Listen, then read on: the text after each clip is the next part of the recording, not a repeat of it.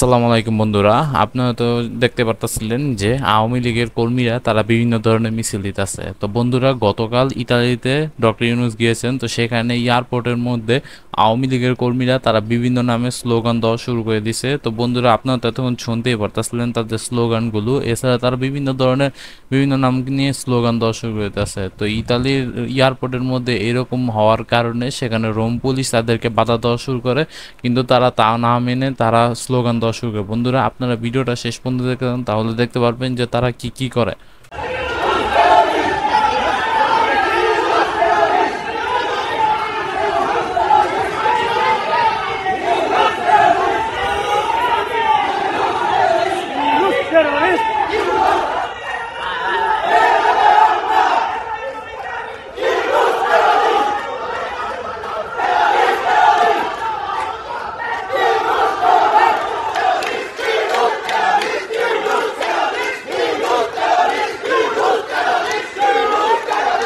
তো বন্ধুরা, আমি আগেই বলছিলাম এই সকল কর্মকাণ্ড হইল বিদেশের মাটিতে বাংলাদেশের ভাবমূর্তি নষ্ট করা।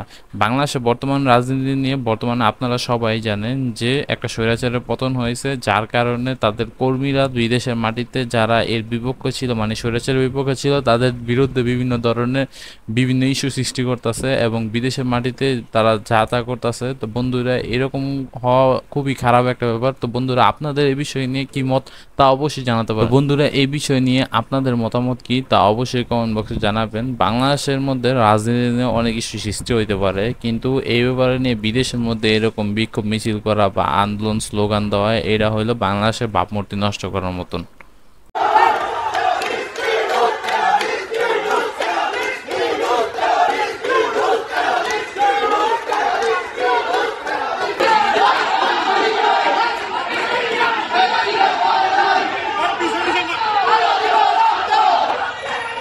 বন্ধুরা, আপনারা তাদের কথা শুনতেই পারলেন। এখন আপনাদেরই মত জানান এই ব্যাপারে নিয়ে, যে বিদেশে এরকম করা কি ঠিক হয়েছে, হয়নি। এছাড়া ডক্টর ইউনূসের বিরুদ্ধে এরকম মানে আচরণ করার না এয়ারপোর্টের মধ্যে, এটা কিরকম হয়েছে আপনারা অবশ্যই জানাতে পারেন। তো এই ছিল ভিডিওটি, দেখা হবে নতুন কোনো ভিডিওতে। যদি মনে হয় ভিডিওটা শেয়ার করার মতন শেয়ার করে দেবেন আপনাদের বন্ধু বান্ধব আত্মীয় স্বজনের মাধ্যমে। আর যদি মনে হয় আপনার এই বিষয় নিয়ে কোনো মত আছে, তাহলে কমেন্ট বক্সে খোলা আছে, কমেন্ট বক্সে মত জানাতে দেবেন। তো আজকের মতন এইখানে শেষ। তো ভিডিও দেখা হবে নতুন কোনো ভিডিওতে। সে বন্ধু ভালো থাকবেন, টেক কেয়ার, আল্লাহ হাফেজ।